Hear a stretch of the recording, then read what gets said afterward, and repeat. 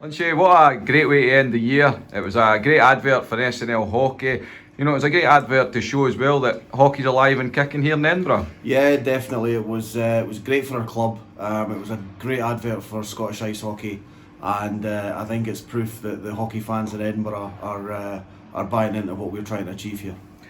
So when briefly, it was going to be a decent crowd, but I don't think we expected what was there. It must have been great for you guys walking out there and seeing the amount of fans that did turn up. In all honesty, I can't see. Well, true, when I come out from the dressing room on the bench, I can only see about the first 3 or 4 rows. But 2 or 3 guys mentioned it when they came to the bench for the start of the game that there was a big crowd there, and Scotty gave me a little heads up sort of the day before to say the ticket sales were going really well, and he was expecting a crowd of 1,200-1,300 plus. I think the attendance was just over 1,500, and we're blown away by that. You really are.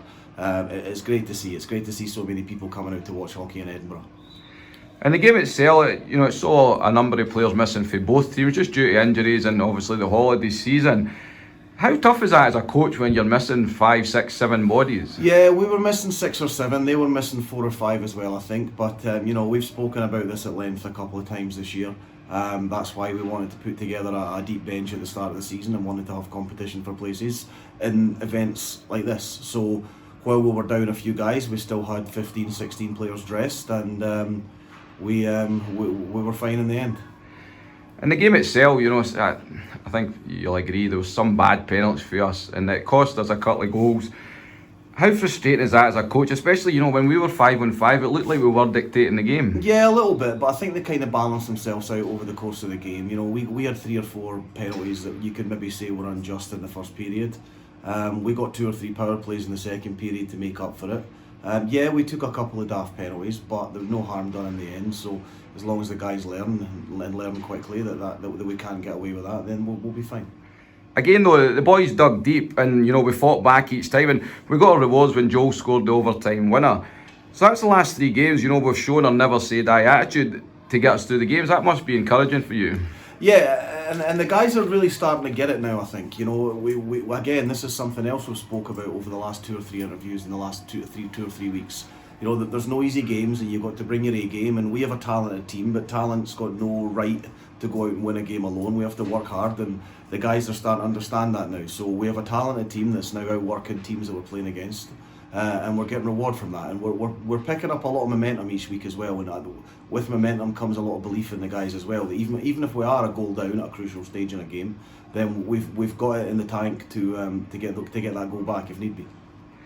And due to the short bench on Saturday, you relied heavily on guys playing big minutes, especially back on D. Ross Borwick, he moved back from forward onto D, and then obviously young Aidan Patterson, he stepped up and he played a lot of minutes, and it must be encouraging when you're seeing guys doing that. Yeah, definitely.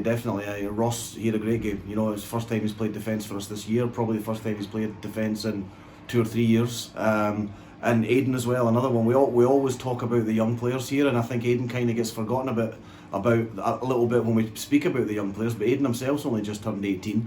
He's still learning the game himself, and he was, because we were missing 3 or 4 defensemen, we had to rely on people like Aidan a little bit more, and he didn't let us down.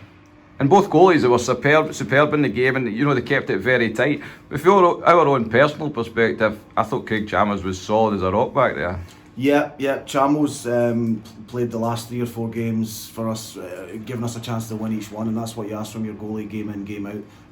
Make the saves to give us a chance to win, and Chalmers been doing that. He had a great game. And then in the other net, Ben Kerry was another one. Yeah, a great game from him as well. I've known Ben since he was 6 years old. I've watched him develop into the goalie he's becoming, and I think there's probably going to come a time in the next year or 2 where Ben makes a permanent step up from the SNL. But I'm just glad that on Saturday there it was our goalie that came out with the win. So every game now is huge. We've spoken about this week in, week out, Lynchy, but this Saturday against Paisley, who are just sitting just above us on goal difference, and then the following Saturday up in Dundee, a 4-point game against the Tigers. These are the games. These are obviously extra significance because these are the 2 teams that are sitting above us. Or sorry, 2 of the 3. Yeah, you're right. But the week after that, there's another big game, and the week after that, there's another big game, and the week after that, and the week after that. We know where we want to be at the end of the season, and we know what we're going to have to do to get there. We have to take every game like it's a title decider. We know that if we can get 2 points against Paisley, we go clear on them in the table. And yeah, then the week after that, we know that if we can beat the Tigers up in Dundee, we can potentially jump into second. So, like I say, we know what we've got to do, and we know that there's not going to be any weekends this year where we can take any time off, or it's going to hurt us. In the 2 games so far against the Pirates, they've been very tight. 1 win each so far. So what do we need to do to win this game? They're a very organised team. They defend well. They're very compact. They've got a good power play. We have to bring our A game.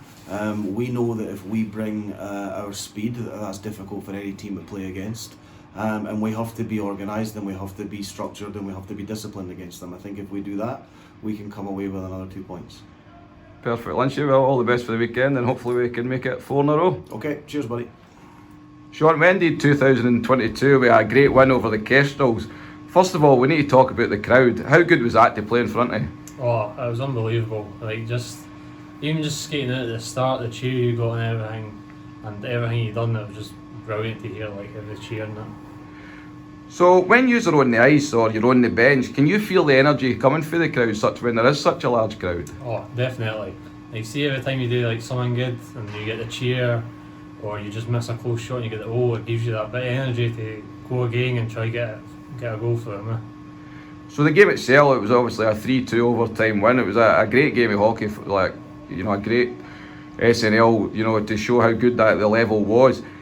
And all 4 goals during the regulation time, they were scored in the power play. How important is it that we need to keep our cool and stay out the box? It's really important. We've said it since the very first game of the season, that we need to stay out of the box, because I think 5-on-5 we're the best team in the league, easy. But we keep taking silly penalties, and we concede quite a lot on the penalty kills.